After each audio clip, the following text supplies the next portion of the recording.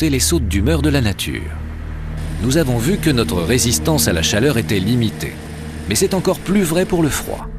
Et c'est à nos ancêtres que nous devons ce que d'aucuns considèrent comme un défaut de fabrication.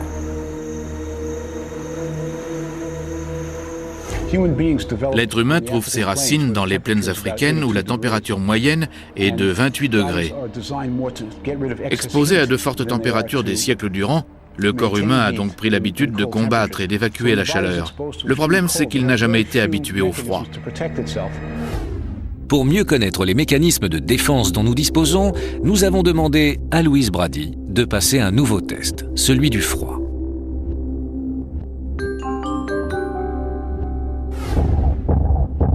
Louise est dans une pièce chauffée à 12,7 degrés, l'équivalent d'une belle journée d'automne. Bien qu'il ne s'agisse pas d'une température extrême, cela peut suffire à provoquer une hypothermie. Les techniciens se réchauffent en faisant des allées et venues, mais Louise est enfermée dans une chambre froide et son corps doit s'y habituer, en particulier les organes vitaux tels que le cœur ou les poumons. Il est impératif de les maintenir au chaud, car il suffit que la température interne du corps baisse de quelques degrés pour que le fonctionnement des organes vitaux soit perturbé. Heureusement, Louise a de quoi se défendre. Le sang qui affleure sous la peau est protégé par une couche isolante de tissu adipeux et réchauffe les organes internes. La température de la pièce est constante, mais au bout de 5 minutes, un second mécanisme de défense se met en marche. Louise frissonne. Sous la vibration des muscles, son sang se réchauffe et maintient son noyau central à température. Jusque-là, ses organes vitaux sont protégés, mais Louise a toujours aussi froid. J'ai de plus en plus froid et je ne sens plus le bout de mes doigts. Ils sont tout raides sous l'effet du froid et ça me fait relativement mal. J'ai également l'impression que le froid est en train de descendre le long de mes jambes et de me transpercer les orteils. Louise dispose néanmoins d'un troisième mécanisme de défense, la chair de poule qui provoque une érection des poils. Ainsi hérissés, ils forment une couche isolante qui réchauffe l'épiderme. Mais la pilosité de Louise étant plutôt réduite, la protection n'est que temporaire. Le corps humain ne dispose pas de mécanismes de défense véritablement efficaces contre le froid. Ainsi, lorsque la température interne chute, le corps humain perd rapidement le contrôle des réactions chimiques. Le froid paralyse complètement notre système et notre corps ne réagit plus. Et à partir du moment où nos armures tombent, on meurt. 15 minutes se sont écoulées. Comme prévu, la situation ne fait qu'empirer. Ils vont bientôt mettre en route une turbine pour recréer l'effet du vent et on m'a prévenu que j'allais avoir très froid.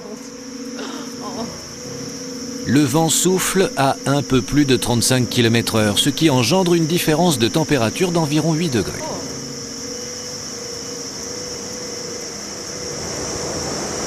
La température de la pièce est toujours réglée à 12,7 degrés, mais à cause du vent créé par la turbine, il fait véritablement 4 degrés. Louise ne tarde pas à ressentir les effets de ce changement.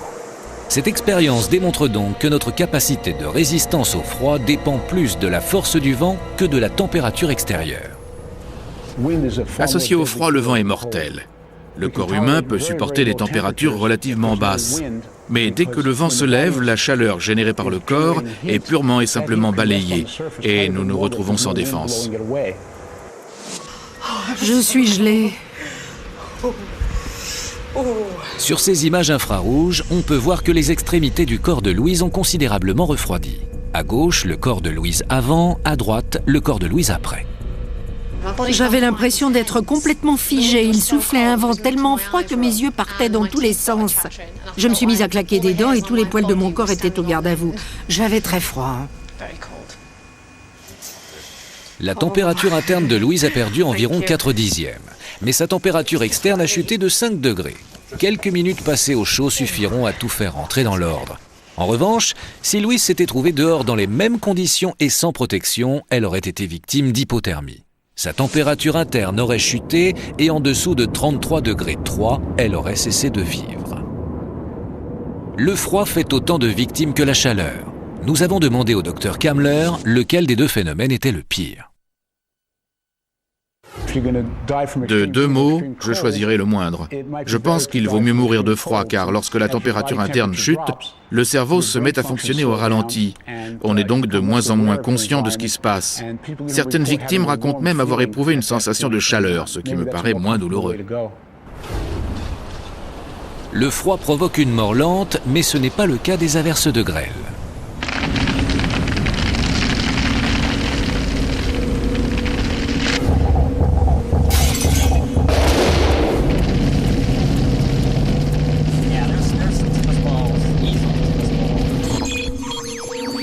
Val Castor est chasseur d'orage. Il conduisait sous une pluie battante lorsqu'il s'est retrouvé pris dans une averse de grêle. Sauf que ce jour-là, les grêlons étaient plus gros que d'habitude. Il s'est mis à tomber des grêlons de la taille d'une balle de tennis. Je n'avais jamais vu un truc pareil. On a essayé de s'enfuir le plus vite possible, mais on n'a pas eu le temps. On s'est retrouvés coincés. Bon sang! Des centaines de grêlons plus gros les uns que les autres martèlent le véhicule de Val. Ma camionnette ne s'en est pas remise.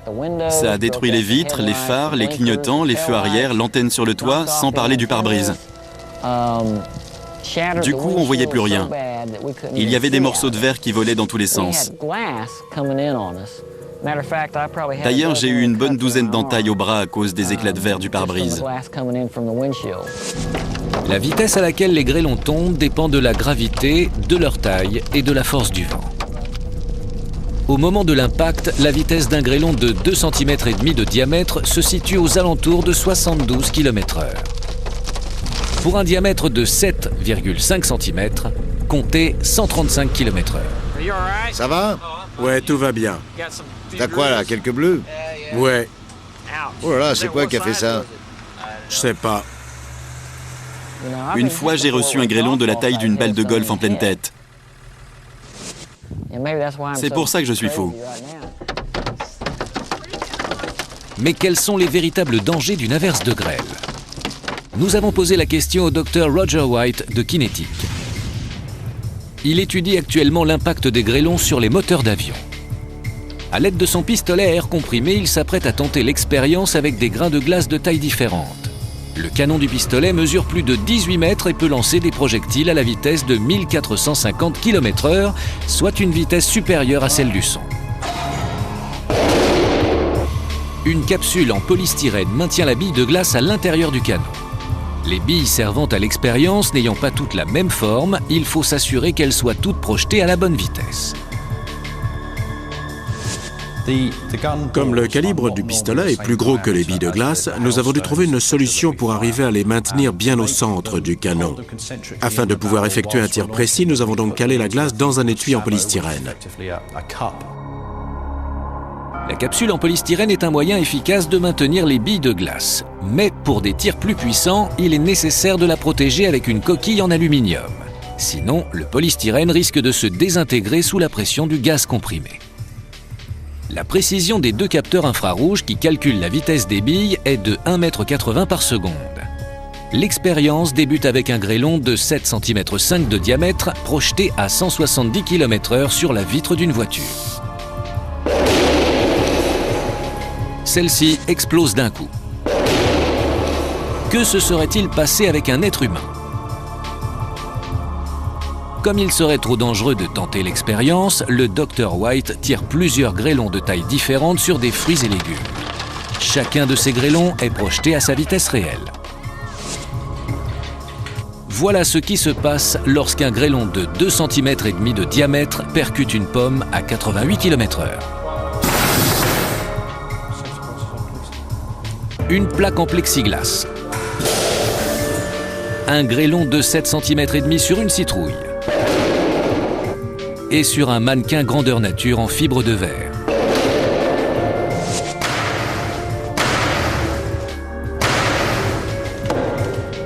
Il s'agit bien entendu de tests effectués en laboratoire. Mais si un grêlon de 7,5 cm de diamètre